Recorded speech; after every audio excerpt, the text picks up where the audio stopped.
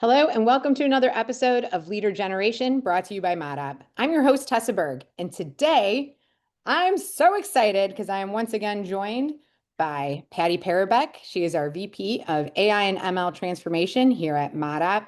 She is leading all of our adoption and change management initiatives to help us use AI to make us faster, better, smarter, and deliver higher quality outcomes for our clients. And this conversation was inspired by an incredible post. So if you don't follow Patty on LinkedIn, I highly recommend it. She is constantly publishing content, so much so we're trying to think of how we get it out to more of our clients. But happy to have you here today, Patty, to dive into beyond SEO, how we're going to win attention in the age of zero click. Yes, awesome. Always a pleasure to be here. Yay. So let's talk about that post. You were responding to something that Rand Fishkin pointed out about Google. And he said, Google grew by 4 ChatGPTs in 2024. Mhm. Why is that framing so powerful? And what does that mean when zero click? And for people who might not be familiar with the phrase zero click, um, this is the behavior that Google is now using the AI results at the top, and people are reading those and they're getting what they need from that AI paragraph that is now above all of the organic links. And so people are not clicking on these organic links. So tell me, so let's go back to the question. So that's what zero click is. So why is it so important? Why is this framing so powerful that Google grew by 4 ChatGPTs in 2024? Yeah, so let's start at the beginning of that question. The framing is important. And if you guys don't follow Rand Fishkin, or you're not familiar with him, he's the founder of Spark to Our Own, very many other things. He used to be the head of Moz as an SEO, and he's grown since then. But he did an amazing session at SEO Week 2025 called You're Bigger Than SEO. And in that, he has a lot of this information. So if you haven't listened to that, search for it on YouTube, give it a listen. It is amazing. I'm a huge Rand Fishkin fangirl and have been for ever since I was an SEO. So I know, me too. highly recommend. Yeah, exactly. So the framing is so important and as part of the overall conversation because there's always this headline that SEO is dead or SEO is dying every year for the last 20 years, right? And is SEO dying was kind of the one of the things he was facing and talking through in that session. So the fact that ChatGPT has grown so significantly in such a short amount of time is scaring a lot of people because it's changing how people research, it's changing how people search in general. And that huge jump makes people believe that Google is then going away because it's replacing the traffic, right? But in fact, Google is also still growing and it's growing also at a significant rate. And it's you don't think about that because we're in this AI bubble right now. But Google search is very much still a positive growing thing. And the statement was, and I love it, that ChatGPT, yeah, grew so significantly in 2024, but Google search grew by 4 times what ChatGPT grew. So it basically absorbed that amount of search. So still healthy SEO, search, still very healthy practices and will be as long as your customer base is still using it, right? Zero click, though, is the part where you start getting worried because maybe only 40% of browser-based Google searches are now resulting in any click to your website. And that is a concern because, well, what do you do if you can't rely on traffic? And notoriously, Google traffic has been the number one traffic source of probably any website or digital entity. So what do you do when that goes away? And that's what we're going to talk through today. Yeah, and I think it's such an important conversation because both of us have worked on e-commerce businesses where 60, 70, 80% of their traffic was coming from search engines, predominantly Google. And back in the day when Google would change an algorithm and their traffic would tank, so would their revenue. So would everything. And it was like the planet was on fire because the businesses depended so heavily on that Google search traffic. And we know this is happening right now to companies that are, especially companies that are exclusively e-commerce, they are not seeing the traffic. So Google's growing, SEO isn't dead, but what does success look like now if traffic isn't a metric of success? Mm-hmm, mm-hmm. So revenue will always be the main measure of success. I think the limitation is that if you're not in direct e-commerce, you don't have your thumb on the pulse of how your marketing activity is directly corresponding or correlating to revenue. So what do you do if you can no longer look at traffic as a representation of, is my audience continuing to buy from me or not? And the one of the big takeaways from the whole discussion and session and is something I also really agree with. And that's, well, traffic is going to continue to decrease, but pockets of influence and attention is increasing.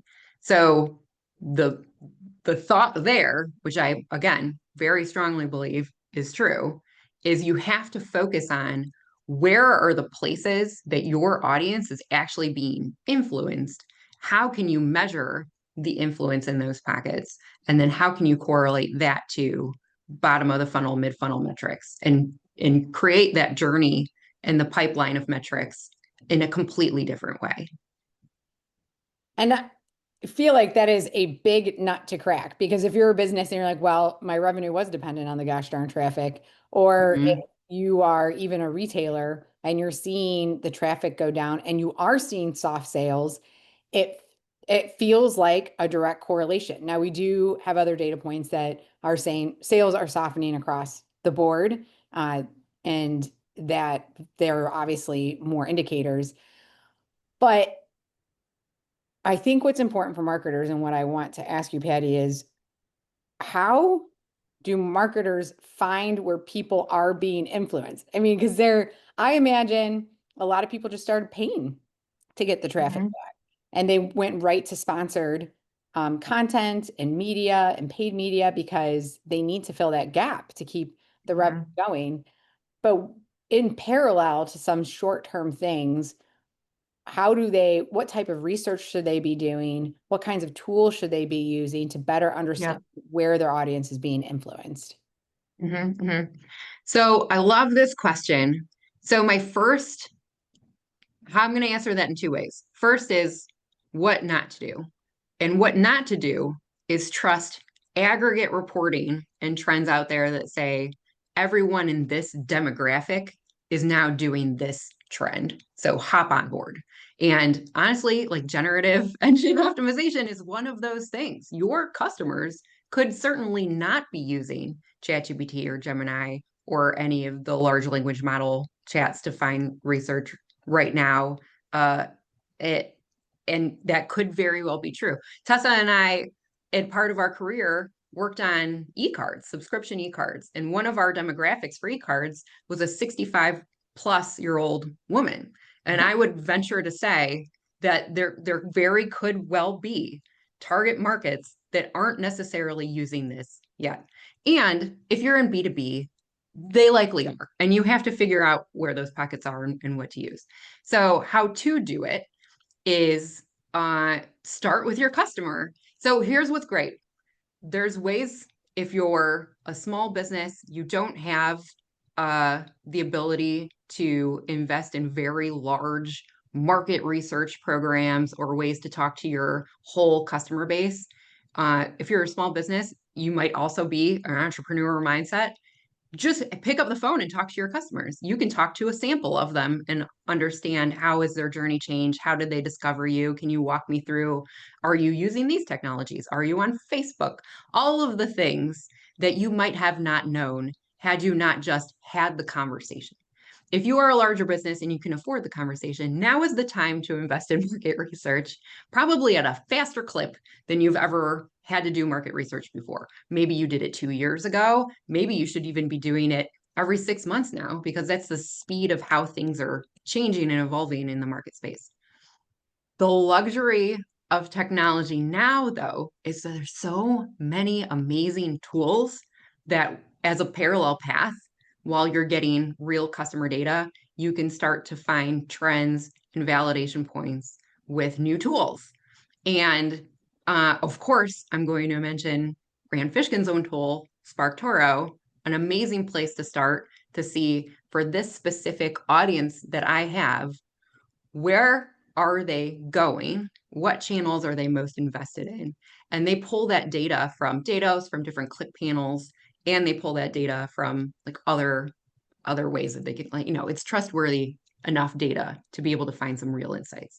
And in that, if you are a DIY paint provider, you might find your customer base is actually more interested in Pinterest than you ever thought, and you weren't investing enough time there. And if you're a B2B, SaaS provider, you'll probably find, oh man, you should really pay attention to Claude.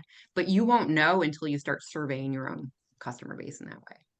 Yeah. Are there other tools that you know of, Tessa? You Well, do I a was lot just of going this to too. say, yeah. Yeah. Well, I love using, if I do think a lot of people probably started upping their spend in media, in paid search, like trying to do what they can to get that traffic and the visibility back now.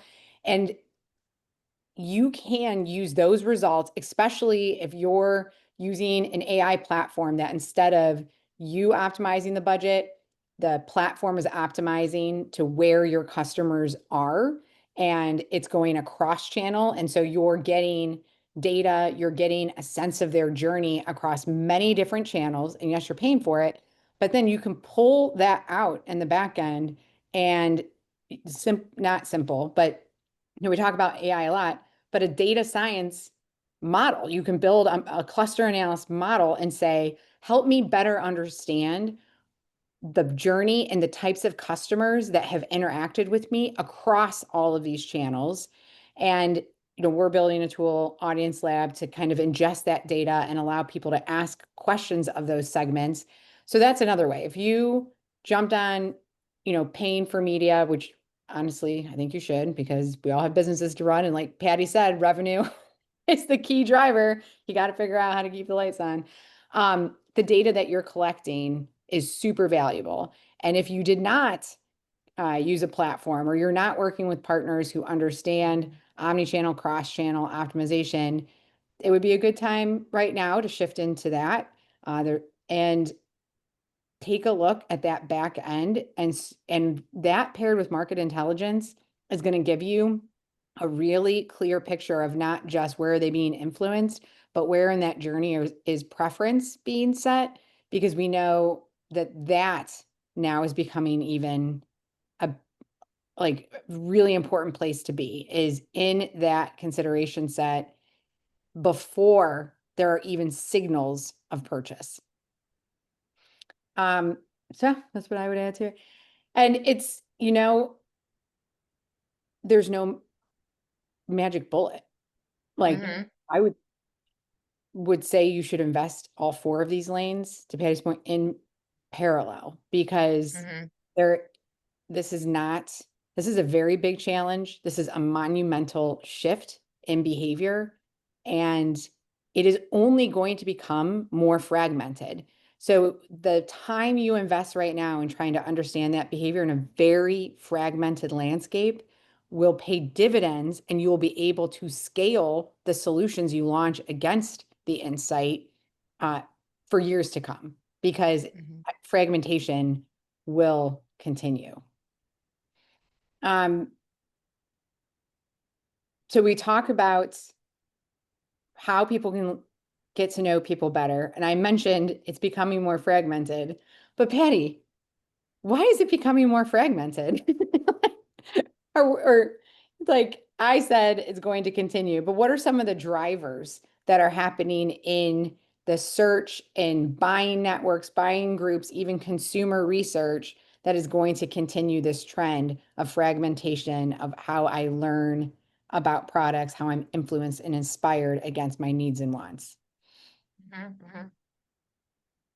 So I'll give an answer. I'm really interested in your answer, to be Okay. honest. But one of the things that's impacting my own journey, and I'm using channels and different methods that I've ever used before, is one, obviously the prevalence of everything that you see and just the fragmentation of your own attention in the different ways that you're seeing it. But I am obviously a super user of every large language model that I can get my hands on. In fact, I mean, we know like 80-90% of marketers are all using ChatGPT, Claude, frontier models to do any kind of business. And the way that I prompt engineer and the tokens that I use are going to be different from anybody else's. And so the answers and the outputs that I'm going to get to help me on my path and direct me to the next step in my journey is going to be actually very different than yours. I mean, some of the things might be very similar. We might use lots of the same types of methodologies and tokens, but I do believe the hidden gems that we're going to find in our paths are going to be different. And that's going to lead to an even new net of diverse channels, diverse perspectives, diverse content. And yeah, I believe that like AI and large language models are actually going to contribute to that fragmentation. Of course they are. Yeah. What were you thinking when you asked that question?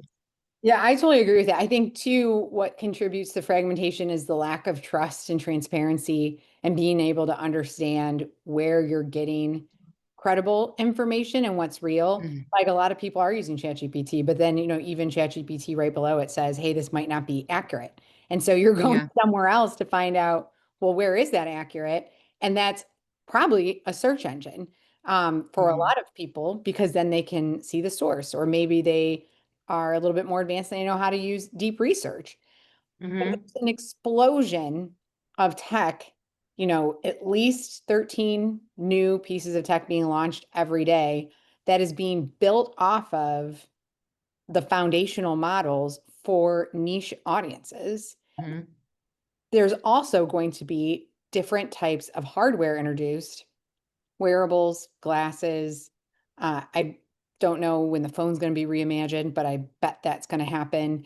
But the way we access the information, where we put our trust, uh, and the selecting the tools to use in that, and even the combination of tools is going to continue to evolve because there really is not going to be a slowdown in sort of content and influence tool creation. Hmm. Hmm. There's a demand You know for it. what that also makes me think of is that at the end of that lack of trust game, you've exhausted all of the resources, you're finding different patterns and different correlations, you don't know how to trust. What do? You actually go to your human expert, right? Like, what is the source of truth that I actually trust? And that trust and authority signal is important also to large language models. One of the most important factors for any kind of like zero click optimization or LLM optimization, you have to be trustworthy and authoritative. So it's another reason to find out where your audience is looking for expert opinions, advice, content, where they're looking for influence, and being a trustworthy, authoritative presence in those pockets. Yeah, we talk about it all the time that expertise is a new line of revenue for a lot of companies, but it has to be authentic. You cannot Hmm. be selling at every point. And I think that's really hard, especially in B2B for people in sales driven organizations to understand. But if you are able to capture preference early, which comes through trust Hmm. and authenticity, then your sales cycles will go down. The sales pipeline velocity will increase. And we're seeing that in studies that, when we partner with Forrester. So, Patty, we're already at time, and that stinks because we could talk about this all day. But if you had to leave people with one last thing, what would it be? So I would say this might be a new net way of thinking about your strategy for the upcoming second half of the year for 2026, the first place to start is with the research. You need to find where your customers are being influenced, and that might not look like traffic. So apart from traffic, work with your team to figure out how can I capture what the share of voice is for my brand in this influencer. Love it. Thank you so much again for joining us. And we will definitely pick this up in a part 2 as we continue this journey with our clients. If you want to find Patty, you can find her on LinkedIn. Parobek, her last name is spelled Parobek. And you can also find us at modapp.com with all the rest of the Leader Generation episodes. Until next time, Patty, thanks. Thank you.